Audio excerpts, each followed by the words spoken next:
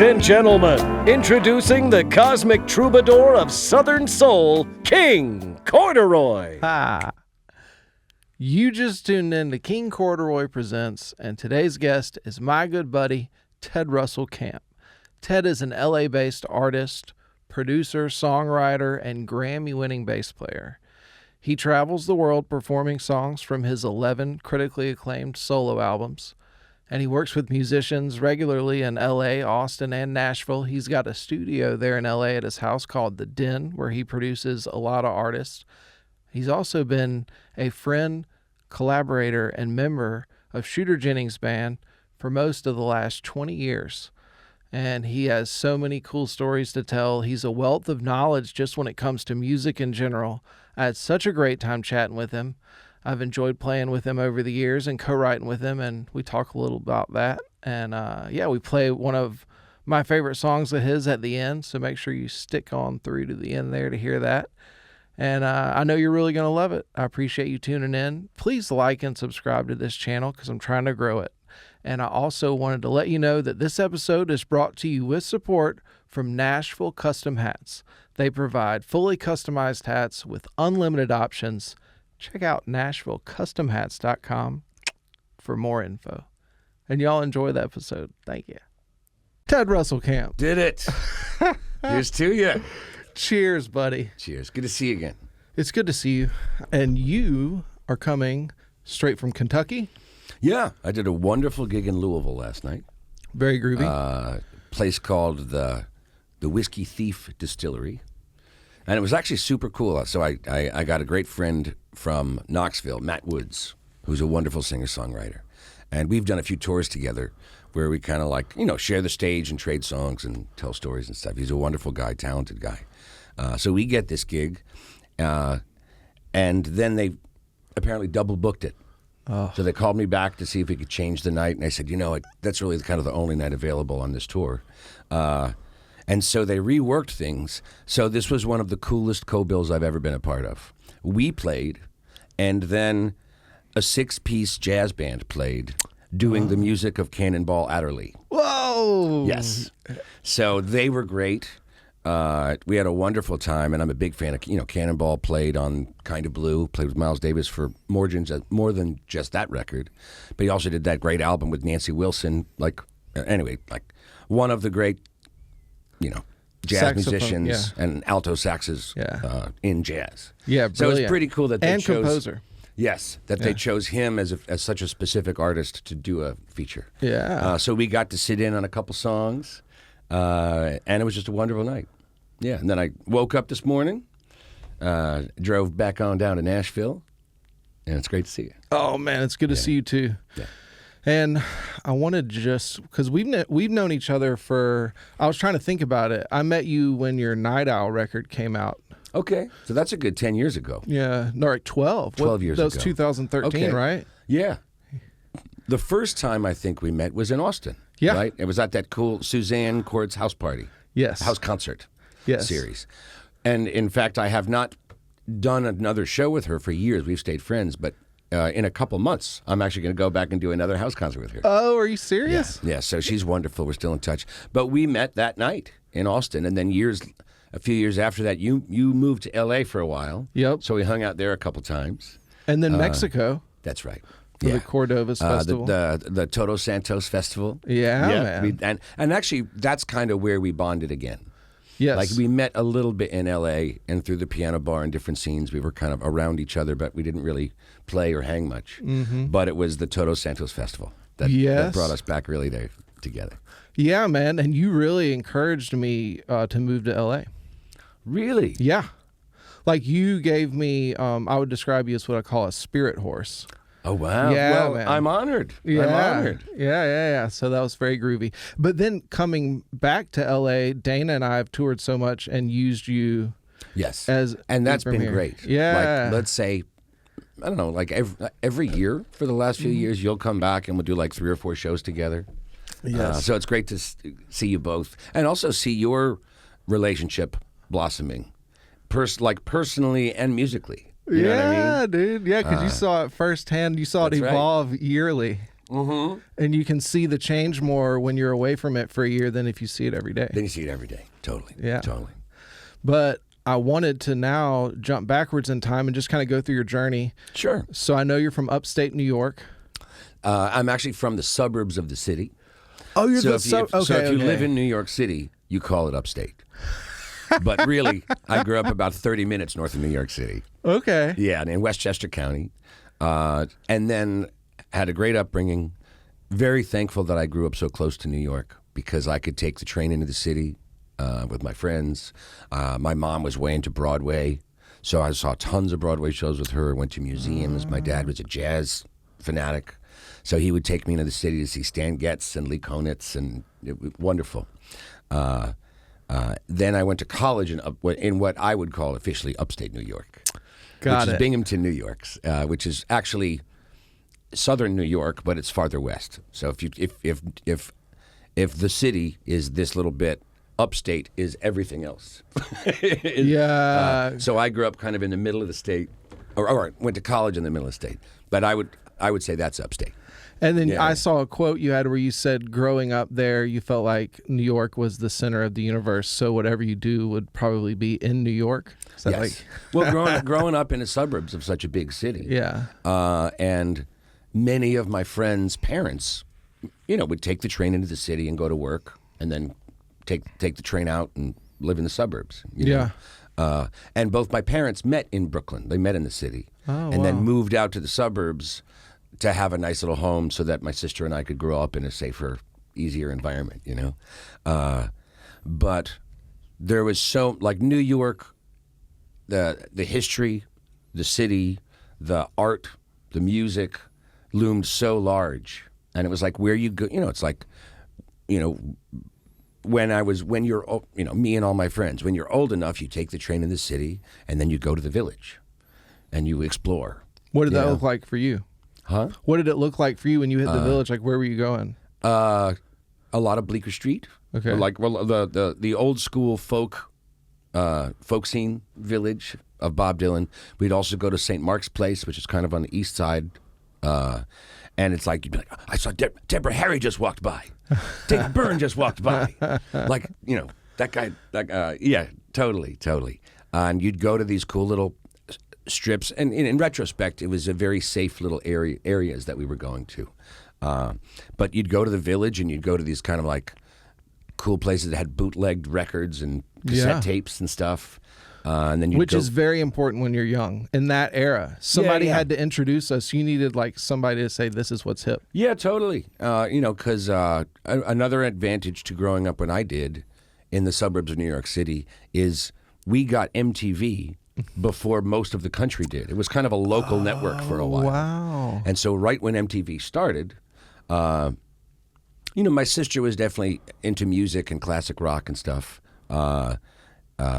But my first real experience of rock and roll was, videos by Men at Work and Dire Straits. Yeah. Huey Lewis and the News was huge at the time. Yeah. And still Duran Duran and Howard Jones, like all that stuff from the mid '80s, right? Mm-hmm. And so that's kind of what I first got into, and I liked Boston and the Stones, and my first bands were doing real classic rock. But then I had a couple friends who were hipper, who had older brothers and sisters that were cooler, and so they're like, "Oh no, we got to do Husker Du songs. We got to do The Cure. We got to do early REM before they got gigantic. Yeah, early U2 before they got gigantic. So anyway, it was great being around that, and also being able to go to the city and see what world-class art looks like and feels like. You know what I mean? Totally. And I think that helped me grow up a little faster artistically, because I could go to see a great band or a great jazz group or a Broadway production, and then I'd come back and see what my high school theater company was doing. I was like, oh, this is what to aspire to. Yeah, man. You know what I mean? Totally. With music cities, because everybody goes there. Yeah. For me, growing up in Alabama, Montgomery, Alabama, the talent level, it's not going to be the same as you're going to the best clubs in the world. totally. What do you think the first thing is that you saw as a kid that moved you, in the big city that was like, whoa, this is what I want to do? There were a handful of things. My dad, this was not the city. This was still in Westchester. But there's a great old theater called the Tarrytown Music Hall, where I actually got to play a few months ago for the first time. Wow. But that's kind of near where I grew up. And my dad took me to see the Preservation Hall Jazz Band there. Yeah, man. When I was like 11. Oh, because he was a jazz guy. Yes. Oh, and so a New Orleans guy. And seeing and at the time, it was some of the original, maybe not original members, but it was like half guys in their 70s and 80s. And then the other guys were in their 40s and 50s and 60s who had replaced some of the original members. And it was just so heavy and authentic and so joyous. You know what I mean? Yeah. And I didn't understand how jazz chord changes worked or anything like that, But it was phenomenal. Another really big one for me was actually seeing Fishbone. Oh, wow. In New York City. I was a big fan of Fishbone. And just seeing how just like crazy and like the amount of reckless abandon they had. And also how musical they were, how talented and tight, and how they could blend punk, rock, ska, soul, everything. You know what I mean? And this is long before I started really getting serious about music and songwriting and wanting to be eclectic in my own right, and mix genres and combine genres. And they were kind of one of the first bands that I saw and really kind of loved their records and covered their songs in my high school rock bands and stuff. That was like, wow, these guys could do any genre they want. And it sounds like them, That's right. I saw a thing where you said you were playing ska music at one point. Yes, I was way into ska. In I'd say college and the first 4 or 5 years after college. I saw Jackson Browne at Radio City Music Hall. Very and cool. I was vividly moved by that. And interestingly, he was kind of the only of the 70s singer-songwriters that somehow I discovered and loved and related to and went to see live. Saturate Before Using? It was that record, I deeply loved Running on Empty. Yeah. And The Road and the mythology of The Road. And just how kind of like honest and sensitive he was. Like the songs were so great and poetic, but it was almost like he could write a journal entry in complete sentences, and make it rhyme.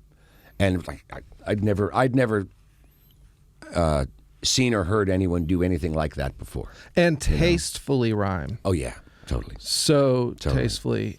Well, I see that. And you as far as I don't see the Fishbone that stuck with you, but I see like essence of what you're doing, Jackson Browne. You're honoring that. There's a lot of Jackson Browne in the way he wrote and still writes and sings in my music. Yeah, man.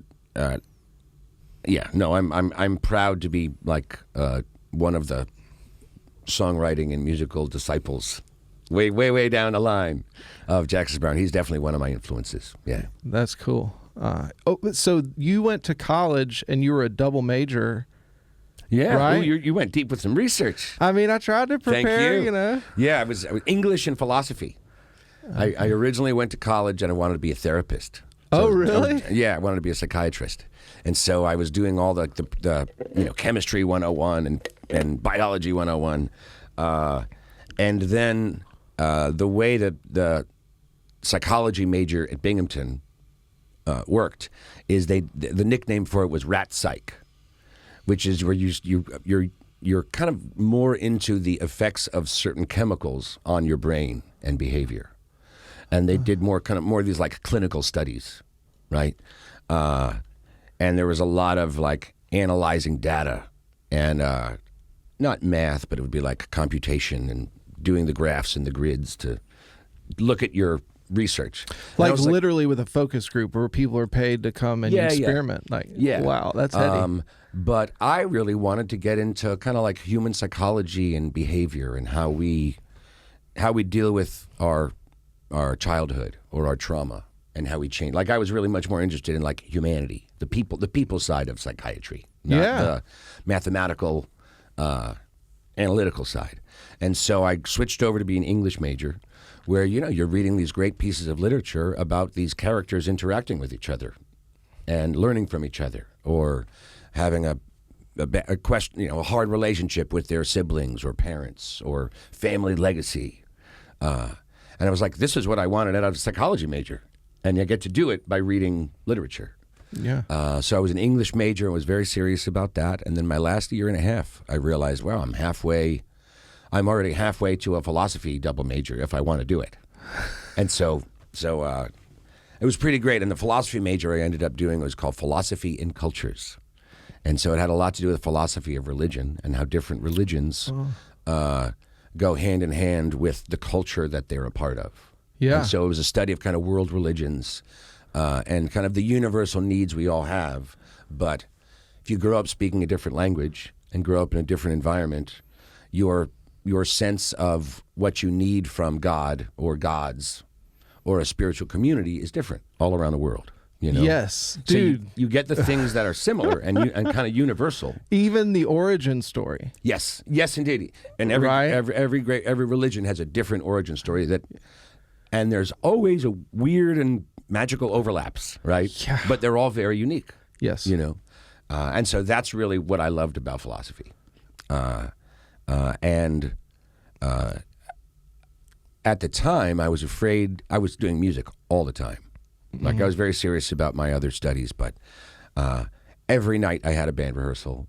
Every Saturday and Sunday, I would have like 2 band rehearsals during the day and then a gig at night. Like I was doing music all the time, like pit orchestras for the plays, Wow. big band, school orchestra, and my rock bands and ska bands. Yeah. And I had a jazz trio that would do like the jazz brunch at the one New Orleans style restaurant in Binghamton, New York. And it actually wasn't, but also growing up in the suburbs, my mom was always very artistic, and my dad was actually artistic too. But my parents really had had kind of no relationship with anyone in the family or near the family who was a professional musician. So especially my dad, he was like, okay, if you are a professional musician, there is no way you will be happy. You'll be broke. You'll be miserable. You will be sleeping on your girlfriend's couch. You'll be moving back to our couch, and this is inappropriate. You got to get a good job. Yeah. You know what I mean? So most of college, I was kind of preparing for whatever a good job and a more legit job. So towards the end of college, I was like applying to grad schools to go to grad school for literature. Wow. I wanted to be an English professor. And then about 2-3 months before the end of school, I kind of realized I just have to try music, because I did music all the time. It was really my big passion, And so I said to my parents, I have to try it. Give me 2 years. Yeah. I got to do music for 2 years, and if it doesn't work, I can always apply to grad school again. Yeah, But man. I got to try. And I never had to go back and apply to grad school. I've just started doing music and have done it over 20 years, over almost 30. You were proof that you can definitely make a great career as a professional musician. Yeah. And it's Work not hard, easy. Work hard, navigate, learn from your mistakes, follow your instincts, changing as you, and you got to keep rolling with it. Mm-hmm. And seeing like, okay, what am I loving? What am I missing? How can I change my life? What people am I inspired by? And how can I emulate them or meet them and play with them? That kind of thing. You know what I mean? There are a lot of little chapters to my career in music and to most musicians. artists' career, Well, let's move to the next one, because what you're talking about and like the musicianship and the essence of your musicality is we're so simpatico. And so I would thought it. So in '93. In the middle of grunge being the biggest thing in the world, you moved to Seattle. Yeah. Playing roots music, basically. Actually, at the time, I was playing jazz. Jazz, Mostly jazz. And I got way into jazz through college. Well, I was already into it, but I got better at playing it through college. I wanted to play jazz. And of course, grunge was huge. And I'm actually a much bigger fan of grunge now than I was when I was in Seattle. Well, there's a rich jazz history there with Ray there Charles and Quincy Jones. Totally. And so I basically, of course, Seattle was famous for grunge already, right? Yeah, dude. Huge. And that was the moment when it was huge. Nevermind was like 91. Yes. And it was like, so you were there when all the A&R reps were coming from L.A. looking for grunge new bands. acts. Yeah, whatever that was. Wonderfully, I was playing jazz. Yeah. So I was completely separate from that, right? And I actually found 2 magazine articles. Actually, what happened was my wife, who at the time was my girlfriend, she wanted to go to Seattle because she was also in the literary world in our college, and there's a great kind of subgenre of these kind of minimalist Seattle writers and Northwest writers. Tess Gallagher was one that she loved. Richard Brodigan was actually kind of more Portlandish, but he was anyway. So she had done a road trip around the U.S. and fell in love with Seattle.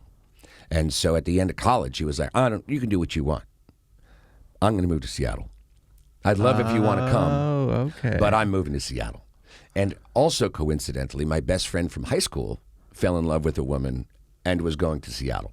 So I was like, okay, my best friend from high school and my girlfriend, this is kind of possible. I'll have a community. Right? Yeah, man. And I literally found 2 magazine articles that were about the local scene of Seattle that was separate from grunge. And so there was this great neighborhood called Pioneer Square, which is kind of the old town of Seattle, where you'd have like 8 or 10 bars all in walking distance. And it talked about the microbreweries and Red Hook. And it talked about the nightlife scene and the music scene separate from grunge. And I was like, wow, it looks like there are a lot of clubs and a lot of bars. And I had some friends who were great jazz musicians and other friends from high school who all lived in New York. And they all were waiters, worked at a frame shop, were baristas, worked in a whatever other job they had, so that they could have a band rehearsal once a week and do a gig once a month. Because New York is already so huge and so expensive and has so much competition in the music world. Yeah. Right? And I thought, I don't want to move to New York. Well, I knew I wasn't a mature enough musician that I would just like show up and start playing all the time. You know what I mean? I knew I was one of the best musicians in my college, but being one of the best in a smaller town like Binghamton, New York, and then moving to New York City, like, okay, I got a lot to learn, and I knew it. I knew I would have a lot to learn, and so I found these articles, and I was like, maybe a smaller city is what I need. Yeah. And Seattle was an incredible place to be. All of the clubs, also like the tech boom was happening up in Seattle. Okay. Starbucks was growing. So the city was really building and growing and had a lot of money. And so there were a lot of cool little restaurants and cafes and bars. And that's really where I learned, like I showed up, I had a Hammond organ. My wife had a motorcycle. Wow. We sold them both to get an AMC Concorde. We drove across the country. We got to Seattle. And within 3 or 4 days, I bought an acoustic bass. I started playing with people on the street. I started answering ads in the paper, and like when you go to like rehearsal studios, and there's always the bulletin board that says like drummer wanted, bass player wanted, singer wanted, must have car, and like T-Rex, that kind of that kind of stuff. Oh yeah. So I would answer those, and I just started doing every like $50 a night gig and $100 a night gig, playing blues gigs and jazz gigs and reggae bands, anything I could find. And that's how I started. And actually, I ended up realizing that my life in high school and college as a musician really prepared me to be a freelance musician. Because I had so many situations where it's like, oh, we got 3 guys and we have this kind of like, we want to do Black Crowes and Ozzy Osbourne covers. And we got 4 buddies, but we don't have a bass player. Will you be our bass player? And so I would be in their band and learn about that. And then there was another band that was like, oh, we got a new wave kind of band with a synthesizer player, and we're going to, we're doing Depeche Mode tunes. We need a bass player. So then I would go to the other side of my college campus and play with those guys. Mm-hmm. And then I had my friends that I played jazz with, and I would start other different bands with different people. And I realized, wow, I've just been doing every eclectic gig I could find for the last 7 years of my life. And when I got to Seattle, I realized, wow, the main lesson I needed to learn was how to talk about money and ask about money and getting paid. Yeah, get paid. Because when you're in college, it's so it's like, true. great, it pays $20, no problem. Oh yeah, I'll learn after midnight. Let's do some freedom rock and do some frat parties, And of course, Those pay though. when you got paid, it was great. But having enough to live on, for when you're sharing an apartment with two friends for like $500 a month or $600 a month, like that's not, you don't need to come up with a lot of money. Yeah, man. And I was very I never wanted to borrow money from my parents, but I always knew that if I needed to, they would help pay the phone bill.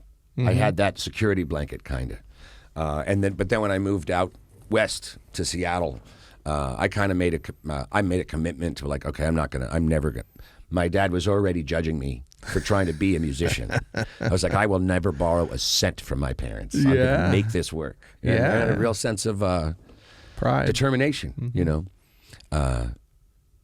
So I was in Seattle for maybe 7 years, and then I started realizing I need a bigger city. I was like, I'm going to be playing these $100 and $200 gigs for the rest of my life, and I wasn't in the grunge world or the pop and rock world. I had been in I'd been in probably 3 or 4 bands where the big thing you do is you get as tight as you can, you get as big in Seattle as you can get, and then you book a 2-week tour so you can work your way down to L.A. Yeah. And you work your way through Oregon and maybe Bend and maybe Ashland and Portland, and then you keep going through like Central California and Mount Shasta. Yeah. Get a gig in Eureka. Love get a Eureka. gig and work your way down through the Bay Area and maybe Davis. And then you have your big gig in L.A. and you're hoping that all the A&R people will come see you. And you end up playing the Cat Club on a Tuesday at midnight. And there's like 3 drunks at the bar and the girlfriend of your drummer and the college roommate of the rhythm guitar player, and you're going to spend the night on his couch. And then you drive 1,500 miles back to Seattle. And we're like, wow, we just kind of spent 2 weeks of our life to do our big LA show, and it didn't matter at all. And they were like, by the way, you owe us for 5 more tickets you were supposed to sell. Yeah. No, totally. They're like, okay, that was kind of a waste of 2 weeks. I had a wonderful experience, but this is not the way. So I knew that I was ready, or more ready, to go to a big city, and I wanted to find a bigger sense of the music industry. One of the things that also frustrated me about Seattle at the time is that you were either a working musician playing blues covers or jazz covers or different kind of rock or eclectic covers, you know what I mean? Or you were in an original rock band or acid jazz band or whatever the band was. So you were either rehearsing with your friends, playing once a month or two, or you were doing it all the time, which is a whole different career, but it's not necessarily going to make you famous.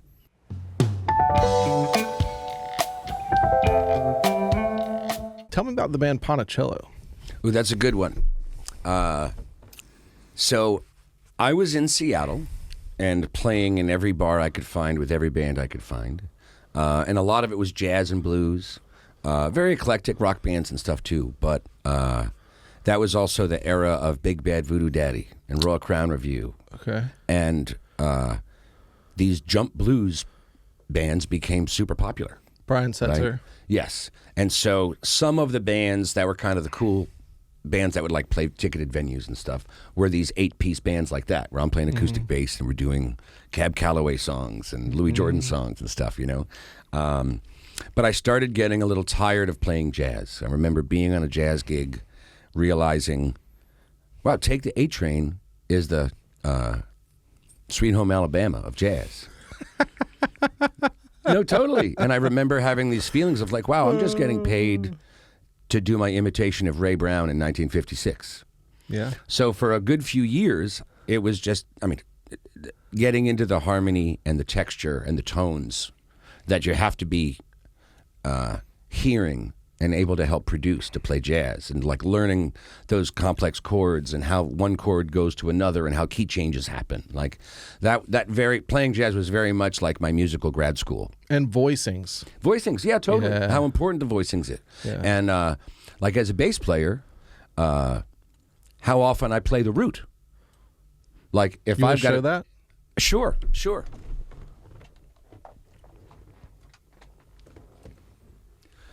Like if I'm playing rockabilly and I'm doing a C blues, it'll be a very repetitive thing. That's part of the magic of rockabilly. So I'm doing my pattern, right? Yep. Classic. And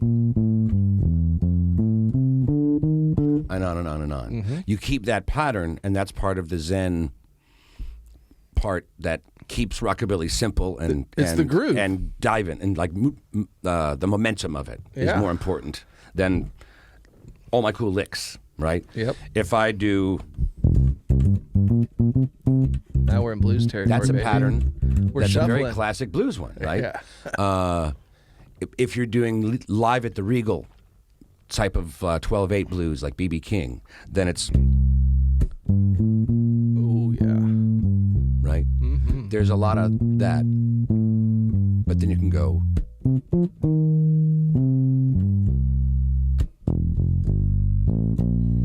You can do a little more walking, right? Mm-hmm. But then you got to give them the hook. You got to get, Yeah. whatever. If you're doing a Chuck Berry or a rock version of 12-bar blues, then it's and our mutual love of Leon Russell, he did that a lot. You know what I mean? Carl Radle. Using different versions of American roots music and rocking it up in his own way. And of course, Carl Radle is one of my favorite bass players of all time. And he's kind of most known for being the bass player in Derek and the Dominoes, but he was a Tulsa scene guy, so along with J.J. Cale and Jesse Davis and Leon Russell. And so he's one of the guys that came to L.A. and just started playing with everyone. But anyway, a lot of his great parts are on those Leon Russell records from Yeah, the 70s. man. And we were talking about it the other day, the Palomino Club, the scene. Yeah, and Delaney and Bonnie and very Friends. melodic. So if I'm playing jazz and it's a 12-bar blues, Mm-hmm. right? Then you're walking a lot. And in jazz, you have the choice to play the root or not. Yep. So usually I'll play the root or the third or the fifth or even the flat seventh, so that it's.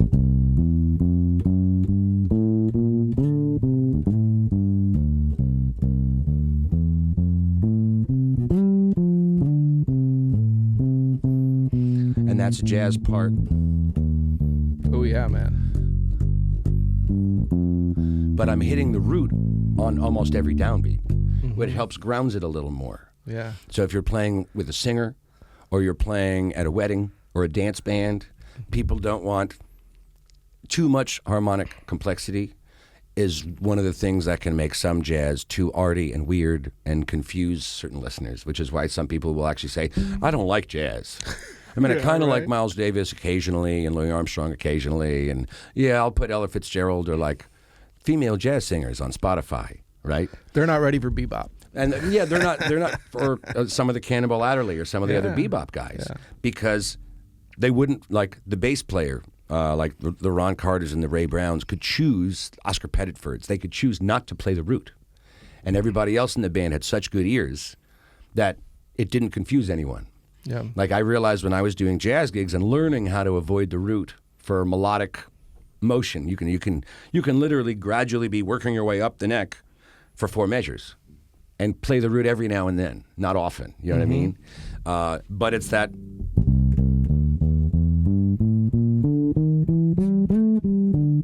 Here's a root.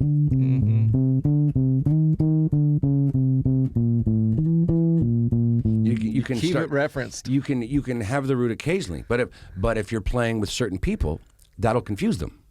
Yeah. You know what I mean? So of course you don't want to confuse your band members. Your job is to support and be part of the team. You know. Absolutely. So choosing how arty or how repetitive I get as a bass player was something I really learned in Seattle, jumping from genre to genre, helping this genre. Okay, this is an Elmore James tune. I can't get too walky and jazzy. I got to lay it down and fit in not only with what Elmore James actually did, but what this blues guitar player and singer who's hired me to play with him is comfortable with. You know what I mean? Yeah. And also what he wants. A lot of musicians are a lot more eclectic than the gig you're seeing them do right now. You know what I mean? They're choosing the focus. And that's why they got hired for the gig. Yeah, and then your job as a good sideman is to figure out where they're coming from, so that you can help them go there. Yeah, you know what I mean.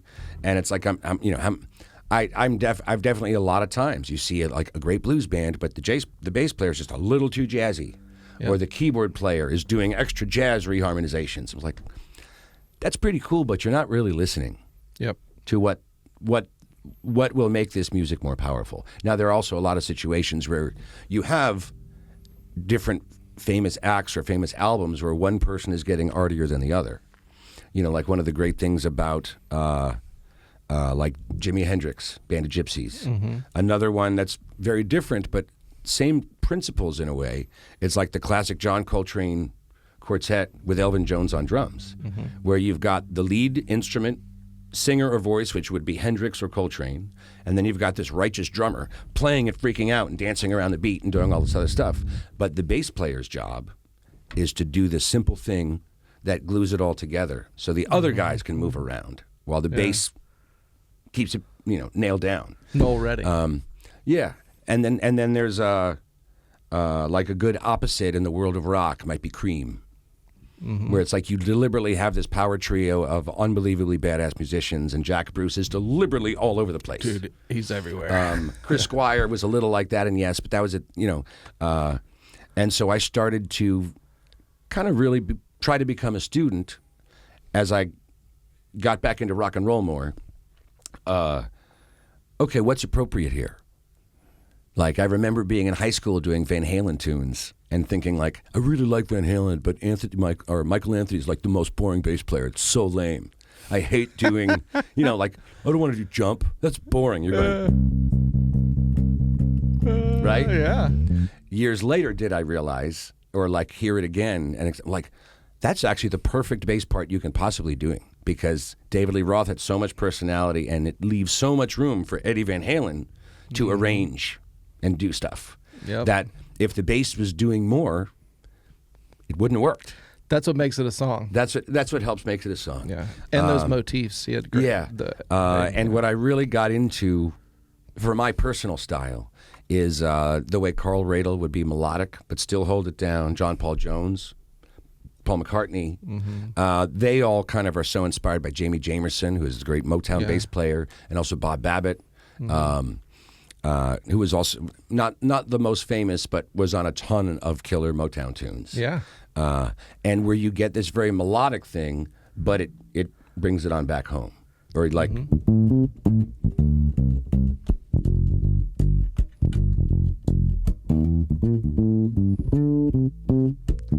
or whatever it is. Yeah, all agree. So there's a lot of dancing around and creating counter melody. Yeah. And maybe it's my jazz upbringing and learning to walk to create a counter melodic thing to whatever the piano player is doing or the vocalist is doing, while still holding it down. Mm-hmm. And so as I, and that's something I still love to do. And when I do sessions, or I'm producing someone, or I'm playing with Shooter, or even if someone's sending me tracks to record at my home studio, and it's a remote session. I kind of have to figure out where they're coming from. I'll often do a what they call a meat and potatoes bass part, where you just kind of lock in with the kick drum. Don't be very melodic. Just give them the foundation, And then I'll do a second take where I get more melodic and do other things. I'm still, of course, cognizant of the other musicians, what they're doing, what the kick drum is doing, but I'll be a little more walky or melodic.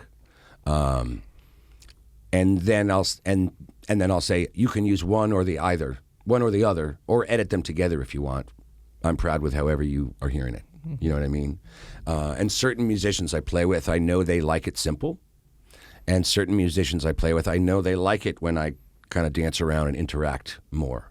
You know what I mean? Yep. And like when we play together, I know of your history with soul and Leon Russell, and so like there are certain tunes where the bass, it's a riff and it's a hook, and I don't want to veer from that too much. But I know that like when I'm playing with an artist like you, I can dance around a little bit and have a good time, especially in a solo section or something like that, because that makes it kind of richer and soupier and adds an energy. And then after, like when the solo section is done and we break it back down to the vocal, then I come back to that simple riff and help bring it on home and help us get to this new section. Helping every section feel different is something I love doing. The arranging that the bass can help with is a wonderful one. You do a beautiful job of it, my friend. Thank you. Yeah. Thank you. Let's go back to Ponticello. You Yeah, asked about take me Ponticello. there. Okay, so the story with Ponticello was one of these great bars in Seattle where everyone used to play, or not everyone, but local musicians and singer-songwriters and local bands, was called the Owl and Thistle. Great Irish pub. It's similar to one in L.A. that I've found and play at a lot called Ireland's 32. Yeah. And when I first came to Nashville to do songwriting and hanging here, Dan McGuinness reminded me a little bit of that, which is still very much like all different kinds of music happen. And of course, that's right on Demumbrian, or it was right on Demumbrian, near Music Row. Yeah, right. So there's a lot of like songwriters and songwriter nights and guitar pulls that happen there. But it's still kind of this old school Irish pub. And so you get different kinds of folk music and things like that. Anyway, so this great little bar in Seattle called the Owl and Thistle. I would play there once every month with a various band. And they had an Irish house band doing Irish tunes. And eventually they asked me to join the house band because they needed a new bass player. Okay. And so it was a little scary because like, wow, I don't want to end my freelance career by being in this Irish bar 4 nights a week. But it ended up being a great education. Chris Murphy was the violinist, kind of the band leader. The lead singer was one of the co-owners of the bar, a guy named Jack Geary, who was from Galway, Ireland, and then had moved to Boston for many years. And so this guy was an encyclopedia of Irish music. So Friday and Saturday night would be packed drinking songs. So we would do like the Irish drinking songs like Black Velvet Band and Come Out Ye Black and Tans. We'd also do Take Me to Home Country Roads, or we'd do some like Brown Eyed Girl. It was a kind of a cheesy top 40 meets Irish folk music kind of thing, right? But then on like Wednesdays or Thursdays or Sundays, it would be mellower, and then he would do these incredible Irish ballads, like Spencel Hill and like when you. And he really was kind of the generation that loved the 60s folk revival music and the new Christy Minstrels and the Dubliners and stuff like that. And so playing with both of these guys was really great and helped ease me out of the jazz world. I knew I wanted to get back into folkier music and back into rock and rock songs, because that's kind of really what I started with. Yeah. As I was getting less inspired by being a jazz purist, you know what I mean? Mm-hmm. And so me and the violinist from that Irish house band started our side project, which was Ponticello. And so we would play all these other bars in the Northwest. I was the singer and bass player. He was the violinist and a great showman and great player. And that's kind of where I started. Well, we would definitely do some traditional tunes. And we would also do like Lou Reed covers and rock tunes. And we used this working band as a springboard for our artistic growth. So we actually made 4 records in the course of like 4 years. That's great. We kind of made them all ourselves. They were all kind of indie, different drummers on each one. They'd all have different genres. But I think the problem with Ponticello is we had very eclectic tastes and learned a lot from each other. But we'd show up at an Irish bar and need to do our Irish set one night, and then we'd do a jazz like wine bar, and then I would sing like my best to sing like Chet Baker for the night, So it was very eclectic, but we never really got the chance to be an original music act enough of the time. So it always kind of suffered, and I felt like we were kind of serving two masters, which was very hard to do. And also, while I was in Ponticello,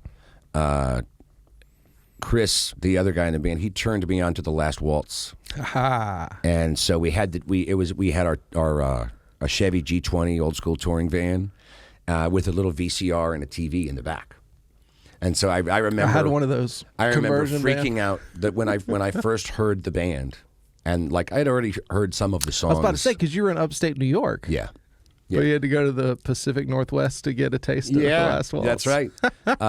No, and the way they combined singer-songwriter music and, of course, their relationship with Dylan and those great singers and Rick Danko's fabulous bass playing and Levon Helm's groove and, of course, all the musical guests and all of the different pieces of American musical history that they were kind of all combining.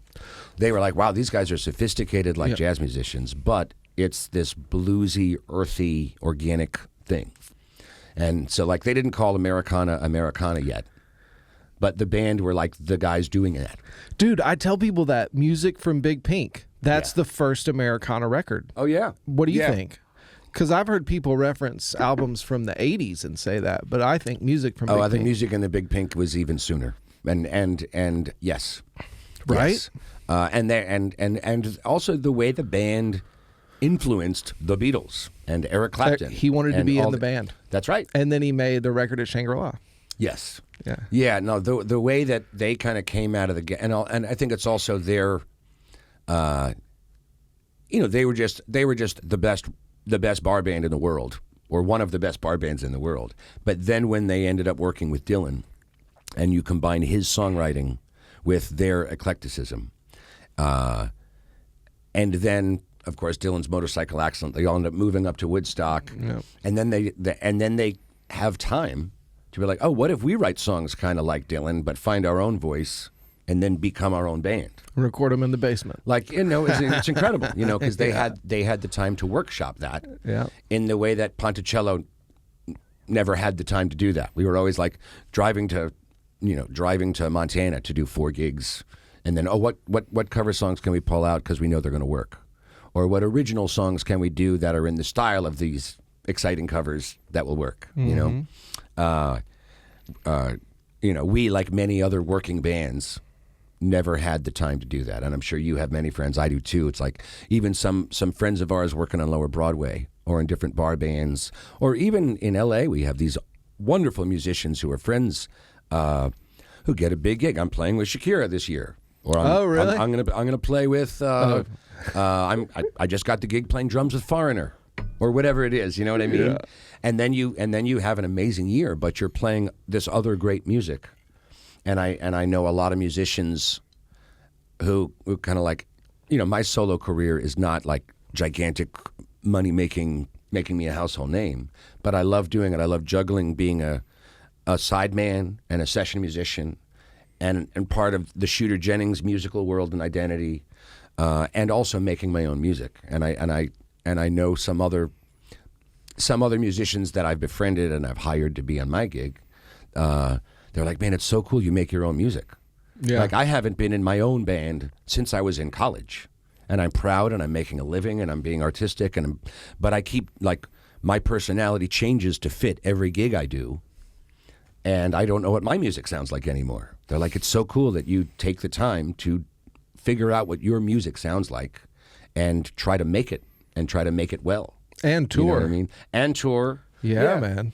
And so, like, I'm very proud to do that, and I love how I get to wear different hats depending on the week or the month. Like if I put out a new record of my own, I can, work to promote it. I basically act as I've definitely done a few of my records with other labels. Like KZZ was one. I did a couple of records with Dual Tone out of Nashville years ago. So I've had great experience with that. But basically, when I put out my own record, okay, who's going to distribute it? Who's going to be the publicist? Who's going to do Americana radio? Will I have a publicist or a promoter in Europe? So I assemble the team, and I can basically run my own label for a year. You know what I mean? As I figure out what videos or songs we're going to release first, what the album art is going to be like, what the release party or release party tour is going to be like. And then after a while, when I OD on that, I'm like, I'm just going to go home and play bass. And I'll like do an occasional gig of mine at like this Irish bar, Ireland's 32 is talking about, or Hotel Cafe. I'll do a solo show or something like that. But it's very fulfilling for me to not worry about the business in that way. Not think about being an artist and giving cues and what songs am I going to add to my set and who I'm hiring to be in the band with me on what gig. And then I'm just like, I'm just going to go back to the zen of being a bass player and helping these people I love make music. You know what I mean? Dude. And so I'm get paid. Yes. Because you got to have a budget to do that. You just referenced a big team. Yes. So the other thing you got to have that is a budget. And You're that's, right. You know. And very often I'll like when I work for a bunch of months. And often it overlaps. It's not like I'm an artist in January and then I'm a sideman in February and I'm an artist again in May, But as I work and do sessions and save up the money, then I can be like, okay, I got a good amount of money now. I can really think about putting out a record. Or like I'm working on my next record already with a song that we wrote together on it. Oh, I really? think, yeah. Oh, very groovy. But like I've already paid my buddy who's gonna mix it. I've paid him in advance because I was like, I got the money now. You take it. I'll send you the files when I can. Yeah. But we've done enough records together. His name is Mark Rains I out was of about LA. to say, yeah. Wonderful studio called the Station House. No, so I know I can like pay him in advance, and then when I have the tracks, I can send them, and then we can start mixing it together. I wouldn't do that if he wasn't such a good friend, and I knew that we could trust each other. But I can save up the money and set up what's going to happen. And it's doing the other gigs and recording sessions, and sometimes tours with other acts that helps that happen. So yeah, man. Yeah, on top of paying my mortgage and cell phone bills and in Los Angeles, putting new, better insulated windows in our house, which is what we did. Actually, it happened yesterday while I'm on tour. Wow. My wife is handling the new insulation special windows or whatever. Yeah. Oh, what a great teammate. Yeah. That's what it takes for sure. Yeah. Well, okay, but you just touched on so much that's like really hard maybe for some independent musicians to grasp. Like, how do I put out a record without a label? Because traditionally a label provides the team you just described. So then you just need distribution. Yeah. In an earlier time in America, and like when I was in Seattle, and then actually when I first moved to LA, the large label system was still very much functioning and rocking. Yeah. And so a lot of how I made a living my first few years in LA was just being a bass player that people could hire to do a gig with you. And so other bass players would get my number when they see me play, and we would refer each other. Or if a singer-songwriter is in the room while you're playing with another band, they'll say, oh, can I get your number? Because I'm going to need a bass player one day. I'm sure that happens all the time in Nashville, too. You know? Yeah. But you get referred by friends, you find new people, you join different bands, and these artists would have like, I got a gig at Molly Malone's, or I got a gig at the Viper Room, and it's going to be Wednesday the 28th, and we're going to do one rehearsal, and let me give you my CD so you can learn it in advance. And then I would go home and I would chart out the songs and learn them, and then show up for our one rehearsal, and then I would do our one gig, and they would try to invite as many record industry people or entertainment lawyers as they could, and the hope was to get signed. Nashville Custom Hats specializes in creating fully custom hats from scratch, allowing you to design exactly what you need. Pricing is based on quantity, so adding extra details won't increase the cost, and the minimum starts at only 50 quantities. Thanks to rapid growth over the past 3 years, they've launched the NCH store, now recognized as Nashville's favorite hat destination. The NCH store at 501 Union Street in the heart of the Art District in downtown Nashville, you can pick up vintage hats, design custom hats to order, buy NCH branded hats, or even just make one on the spot at the hat bar. And make sure you get you some coffee while you're there, because it's strong medicine. This hat I'm wearing is the Dirty Bird. This is a denim hat. You can see different details like the back, the leather strap, choices for stitching on the inside. So when you hear you can add any extra details, these would be examples. A rope, a colored rope, maybe multicolored hat. The sky is the limit and the cost never goes up. every episode, I wear an NCH branded hat. So if you see something you like, you know where to find it.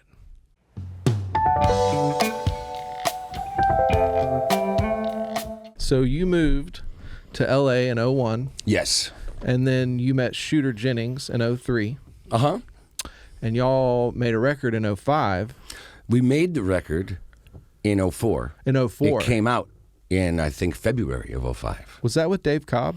Yes.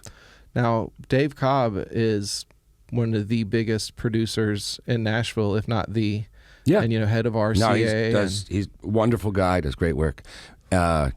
The Shooter record was one of the first records he ever produced. In Hollywood, right there on Selma? It was in Hollywood, right on Selma. Yeah, man. They rented the upstairs room at Hollywood Sound. And actually, Mark Rains, the engineer I still work with, was the engineer.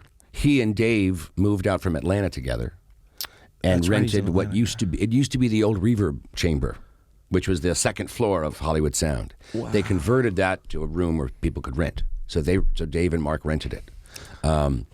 And so we did our first 3 Shooter records there. We also did the Waylon Forever album, where like Shooter had a bunch of these tracks that he actually recorded with Waylon when he was like in high school.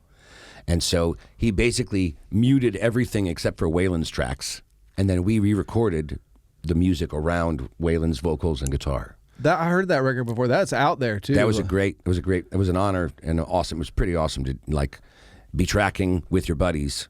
And then you hear Waylon's voice coming through your headphones. Awesome. That's insane, Totally awesome. Man. The ghost of Waylon Jennings. Yeah, no, it was fabulous. It was fabulous.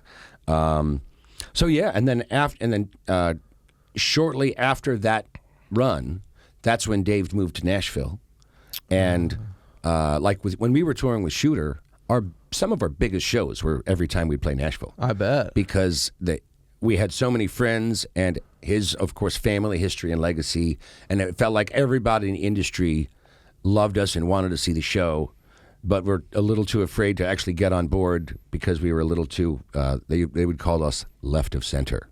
So it felt like all of the people that didn't want to support us or like kind of put their money where their mouth is, they would at least come to the show and enjoy it and hopefully be inspired by it, And we really felt like we were this wonderful, rebellious, part outlaw, part classic country, part Zeppelin, rock and roll, Southern rock blend. And we were very proud of the music we made and the shows we did. And I actually made some of my best friends in Nashville to this day are friends that were at some of those first Shooter shows in Nashville. Wow. So anyway, Dave decided to move to Nashville after that. And of course, he's wonderfully talented, but I know that there were definitely a lot of people who dug the Shooter records that he was a big part of that were like, oh, we've got to work with this guy Dave. He just slayed it on these Shooter albums. Yeah, man. So it's been great to see his success just grow with all of these wonderful artists and wonderful albums he's doing. But yeah, I did some of the first records he did were with us. Do you know how Dave and Shooter met each other? How did that happen?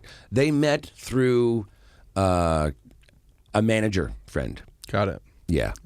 I think maybe a manager that started working with Dave but had known Shooter, or maybe he worked with whatever. I think Dave got a manager for production who was an old friend of Shooter's, and he was like, you guys would be a good team. Yeah. And I'd love to also say, particularly the first Shooter record, me and Leroy Powell, the guitar player, and Shooter really had a vision for what that, like, of course, Shooter wrote the great songs. Actually, one of mine, Steady at the Wheel, was on it. I love that song, man. And we helped co-write a little bit. Leroy, I think, wrote a tune on that record, too. Also love Leroy. But the three of us really had a vision for what this music should sound like. And so we really came in with a plan.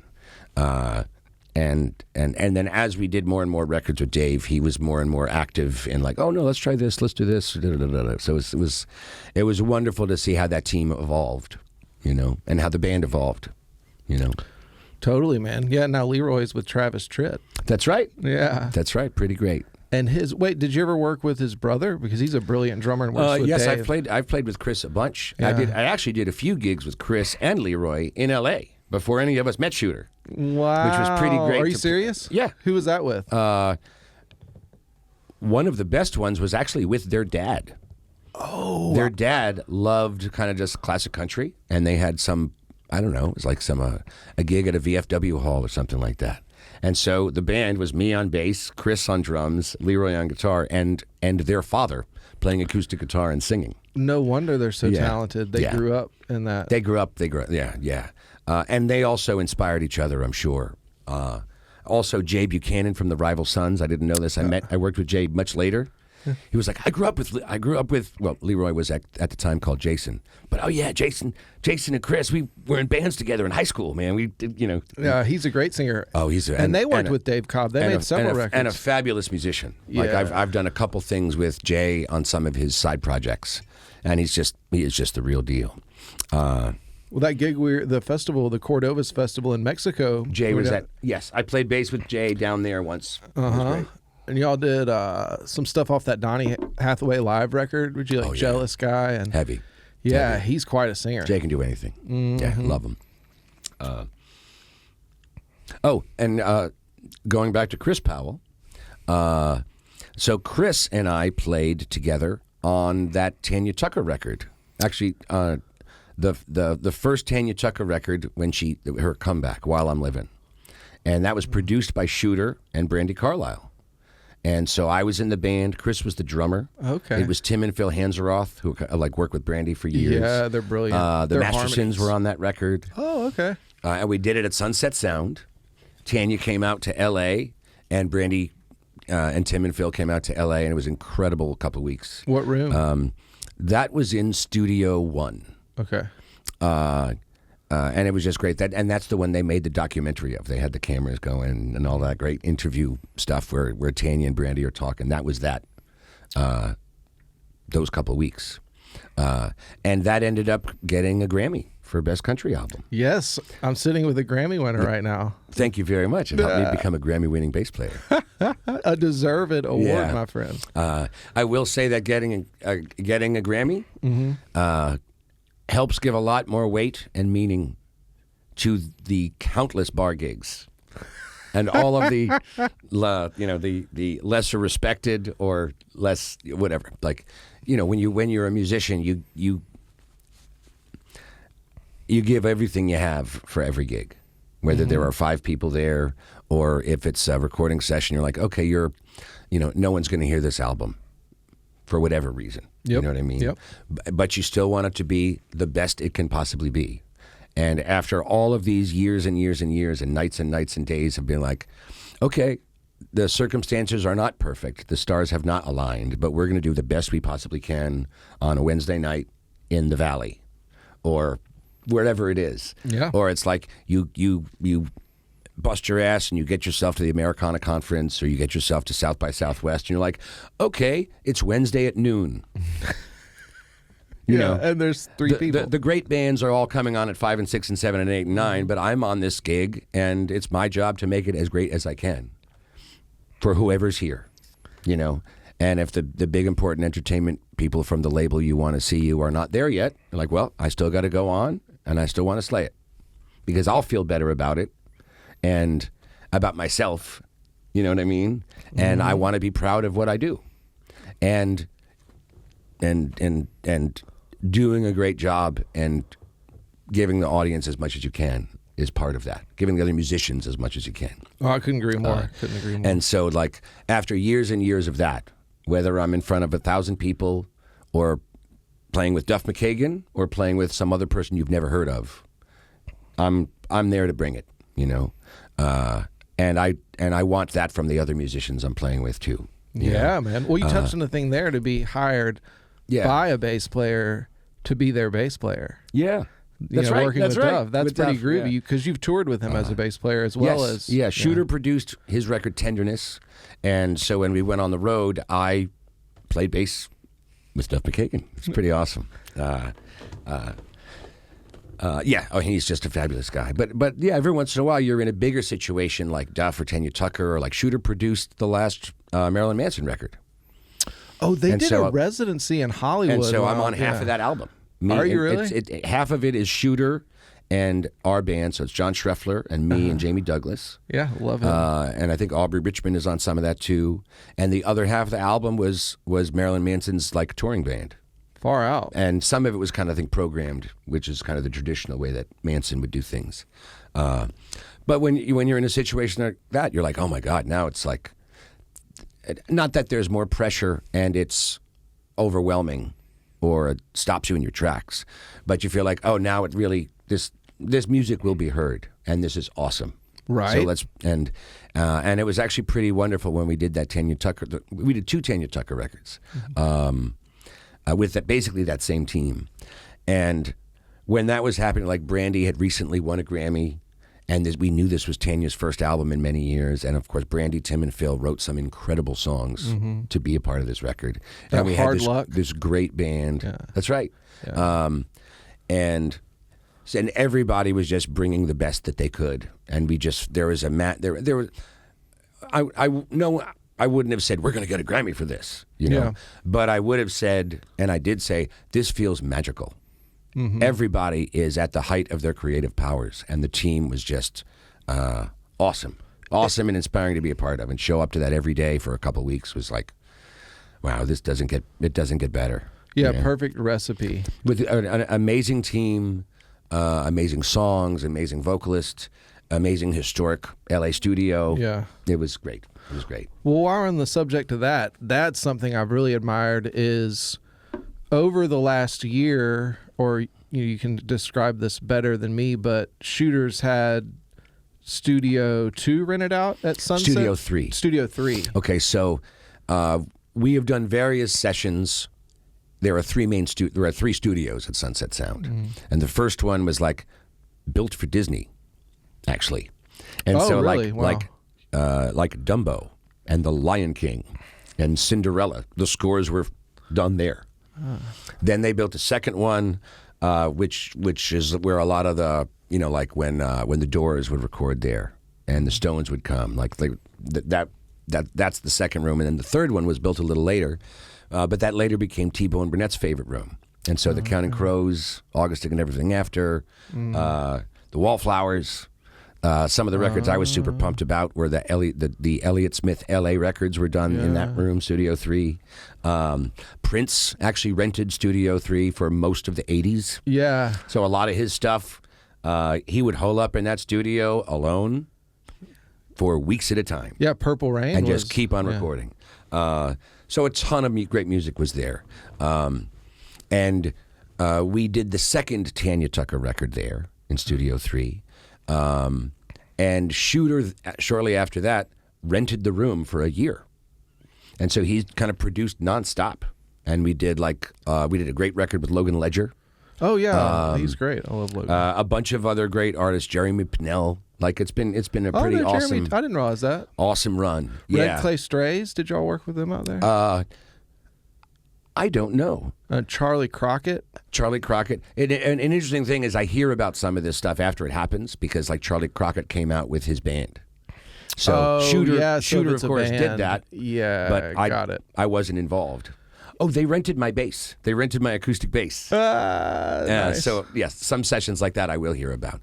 But usually Shooter is working all the time with lots of different artists. And he'll usually bring me in for a day or 2 or 3 every month, or every 6 weeks, and we'll do like the basic tracks for an album. We just did a great one. There's a very talented young woman from Nashville, Alicia Blue. Yeah, I know her. She was on the Last Waltz with us. Oh, so she flew out with her a wonderful guitar player, and then we were the rest of the band, and we, Who's the guitar player? His name is Alex Labrie. Oh, okay. Who splits his time between L.A. and Nashville, but he's great. So we'll record 3 or 4 days, do the basic tracks, and then they'll keep doing the overdubs and the vocals and adding pedal steels and other things like that. We did a killer session with Tom Morello. Really? For some new stuff that he's working on. Is that under Tom Morello? I don't think Tom knows yet. Oh, it might be a Tom Morello dude. album. It might be a Night Watchman record. Okay.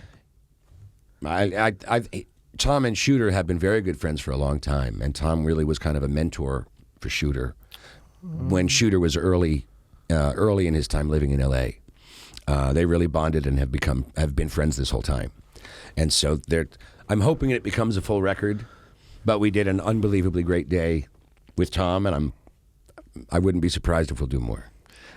So it's been great to have this kind of eclectic group of people coming in and have Shooter just slaying it with so many great ideas and a great team each time. Now it feels like home when I get back to Sunset Sound, which is pretty incredible. That's very incredible. Because it's like all of these great historic records have been done there. And so it's an honor to be a part of the working community of Los Angeles, having been a fan of whether it's Jackson Browne or Crosby, Stills and Nash or Tom Waits and Ricky D. Jones and even Dwight Yoakam. You know, I'm getting to record in the studio where Dwight recorded a lot and actually become friends with most, I'm not going to say most, but like at least a half a dozen or a dozen guys who have been in his band over the years are friends of mine that I get to play with. Yeah. You know what I mean? And so it's even funnier when you end up playing a honky-tonk and then the singer calls Fast As You. And then there you are on stage playing with the lead guitarist for Dwight Yoakam. It's like, okay, let's play Fast As You. Oh, I know this one. Yeah. Or like you're on a gig and someone calls like a Lucinda Williams tune. Yeah. And then one of the members, one of the people playing the local gig played with Lucinda for a bunch of years. John Jackson would be the case here. Yeah. I think Yeah, Kenny no, Vaughn, Kenny's still around. You get that a lot in Nashville too. It's really wonderful when the local meets the national and international, you know. Yeah. Oh, and actually that leads me, like, my newest record, which came out a year ago, is called California Sun, and it's S-O-N. So even though I was born in New York, I liked the idea of California Sun because I've now been there for 20 years. Yeah. And I'm so proud to be part of this musical community that I wanted this record to kind of like pay homage, not only sonically, some songs sound like the Byrds or Graham Parsons or Dwight or Jackson Browne or Los Lobos or the Blasters, all this great stuff that's happened in L.A., but also at these great studios and with these friends of mine and collaborators that I'm now in the middle of it with, you know. So it's been pretty wonderful and hard work, but quite an honor to, you know, get a call and be like, oh, we're going to record at Robbie Krieger's studio for 3 days on this new record that's coming out or whatever. You know what I mean? Yeah. We're going to record this place where the Beach Boys recorded stuff. And then there's also, you know, groovy studios like this where it's like you and your friend and you're working on whatever. Yeah. You know? Oh, well, So thank you. It's pretty great. Speaking of that, we got a little bit of time left. I would love for you to perform a song. Okay, great. Yeah, man. And well, it's a song that the first time I think I saw you do it was in Mexico. Well, so one of the things that I've been doing is when I tour, I'll usually bring an acoustic guitar to play solo gigs, and then an electric bass because I'll sing and play bass when I play with a band. And I started playing bass solo. It's so hip. So on my I have one kind of record called The Low and Lonesome Sound, which is all pretty much bass and singing. And then I will usually have 1 or 2 solo bass songs on each of my records now. So here's one from a record that is a couple years old now called Solitaire. And it's called Only a Broken Heart, Key of E. Hey, all right.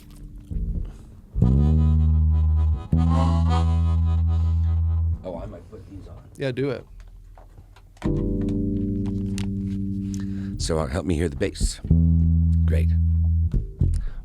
Or I'll set up the groove and then I'll chill. do some magic and then I'll come and sing it. Oh, you want me to take something at the top? Why not? Okay. All right, 1, 2, 3.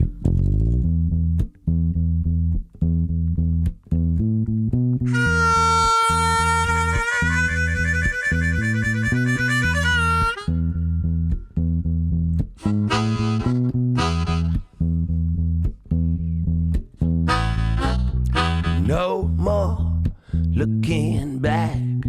No more wearing black. I'm all smiles, making a brand new start. You sit I'd be okay. You kiss my cheek and walked away.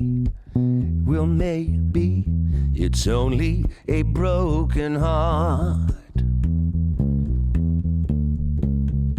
No use trying to understand what's in somebody's head. If you and me were meant to be, you'd be right here instead. I tried moving on, and sometimes I'm getting stronger, 'cause I know it's only a broken heart. Come on, take it.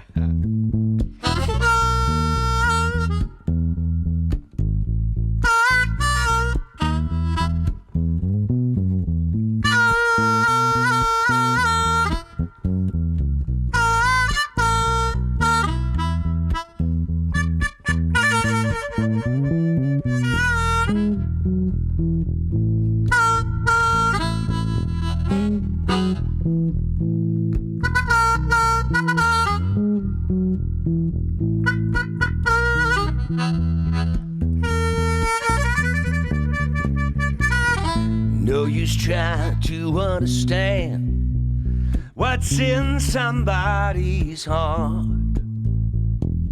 If you and me were meant to be, you'd see you're tearing me apart. Oh, no more looking back, and no more wearing black. Maybe it's only a broken heart. Maybe it's only a broken heart. Maybe it's only a broken heart. That's beautiful, man. Thank you. Yeah. Thank you. It's been a pleasure having you today. It's been great to be here. Yeah. And we got more to talk about. Hopefully I'll come back Americana and we'll Fest. do this again. That's right. Americana Fest, we're chatting again. Yeah. Beautiful. All right. Awesome. Right here. Thank you. Thank you, y'all. Great.